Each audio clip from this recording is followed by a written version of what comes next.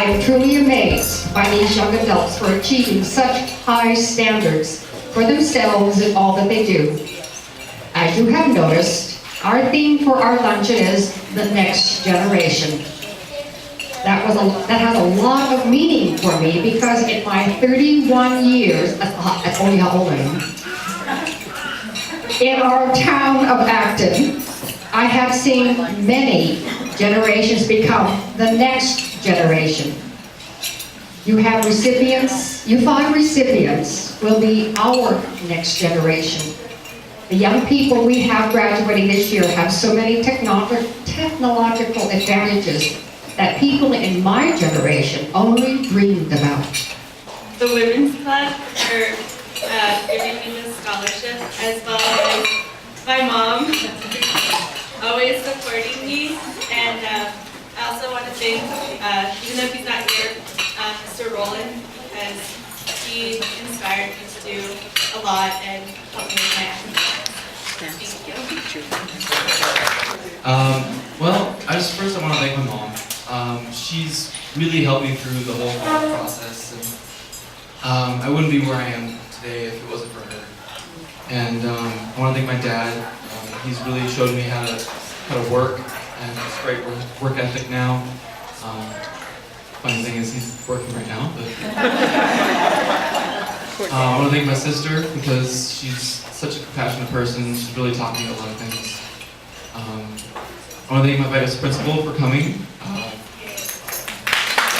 Acton Women's Club. Throughout my life, I have found much success both in the classroom and on the athletic field. However, I've also found the greatest sense of accomplishment cannot come by winning on the field, but rather by granting someone a reason to smile. Some time ago, I read the words found in Luke chapter 12, verse 48 for the first time. The verse states, "To whom much is given, from him shall more be required." This past year, I found the true meaning of that verse in the most unusual way. 3 games into my senior football season, I experienced a season-ending injury. While I sat on the sideline, I began to realize my own mortality. My talents are not to be used for just self-glorification, but for much more. I wanted to first thank my parents because they've always supported me through everything I've done. And I also want to thank Mr. Larry Rowland because he's always if you know Mr. Rowland, he always keeps you reminding to be thankful for everything you have and always remain humble. And I'm very thankful for the scholarship. And lastly, I do want to thank the Women's Club, of course, because without the scholarship. I would like to thank my dad. He is great. He is my best friend. And one day I want to be as strong as him. He is great.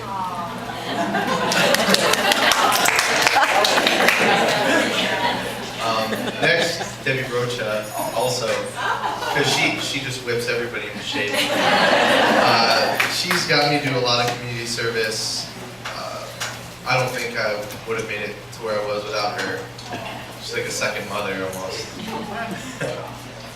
Mr. Rowland, also because he's kind of taught me to be humbly confident in everything I do. Wow, he sings when you just get away. The monkey thought everything was on the square. The bus and traveled from the monkey off the back. The monkey brothers left and said, now listen, like I feel today. I will break from out of the womb, shed a tear. Remind me behind it, dream that and designed it. Pale moons, cavern tombs, starry, starry sky. Behind this successful fundraiser is Tina and Pepper.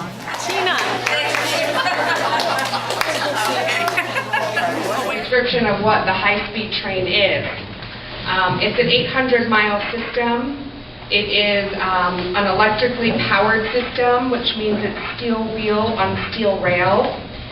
The technical team is designing for speeds up to 250 miles per hour, but our operating speeds through the Palmdale to Los Angeles section in certain areas will be operating speeds of up to 220 miles per hour. It is completely grade separated and isolated. So if you think about a Metrolink train when it's coming and the arms come down and the whistles go off, high-speed rail won't have any of that. It is completely grade separated. It doesn't interact at all with cars or pedestrians or wildlife or anything else, which makes it safe and reliable. From Palmdale to Los Angeles, it'll be about a 26-minute journey time on the high-speed train. This alternatives analysis process is a process that's really at a very high level. We as engineers take this criteria that Sarah's just described. We apply it to the 2005 program environmental document that said we're going to build an 800-mile system. It's going to go from point A to point B. We want stops at these locations, and we apply the engineering criteria to that 2005 document to arrive at a set of alternatives. And that set of alternatives is how we look at it as engineers. It's also how we look at it based upon the feedback that we've had as we've gone out into the community and talked to various people.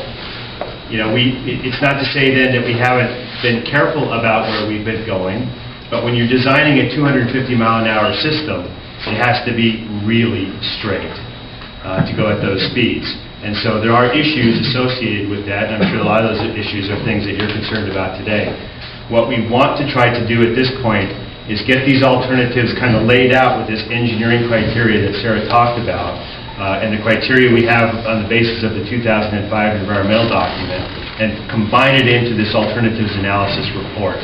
We will also host open houses in the corridor where a much broader range of people can come. You know, this is a much larger group than a lot of groups we've talked to. But the open house is going to be run much like you see in a scoping session, where we'll have some stations set up with some figures and some drawings, and you can come around and specifically ask questions of experts that are going to be there. You'll have a chance to give us your comments at that time and enter those comments into the public record. Once we have those comments, what will happen next is then we will then compile all that information and write what's called a supplemental alternatives analysis document. And essentially what that is it's a report that says, this is where we were, we went back through the public comment process, this is where we are, and we think that these are the alignment alternatives that should get carried forward in the environmental document.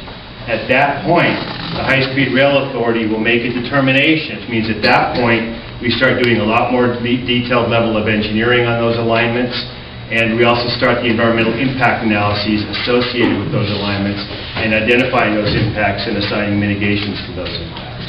Soledad Canyon down here, you can see is mostly what we'll call an at-grade or viaduct alternative, but it's a steep canyon. So obviously we're going through the ridges as we go up and down the canyon. So there might be some short tunnel segments, but at this scale, it's hard to show you the complete detail. When the alternatives analysis comes out and you look at these alignments on the drawings, you'll be able to see a little bit more of the detail, but keeping in mind that as this thing evolves through the EIR process, things could shift potentially several hundred feet one way or the other. The alternatives analysis document that's going to be going to the board on July 8th. And as I said, just because they're written in there doesn't mean they're final. When Downtown Union Station alternatives analysis came out, the two that were written into that document were completely abandoned in favor of some other alternatives. I think that's why it's important to point out that getting the input to the process is going to be important. You know, does that mean we're going to be able to satisfy 100% of you in the room? You know, we hope so, but it's going to be tough. This one deviates and goes into a tunnel into Palmdale. This one is what we call, this call follows the 14 as closely as we possibly can get it. But it goes through tunnel through there, but it comes very close to the freeway right here in the Acton area.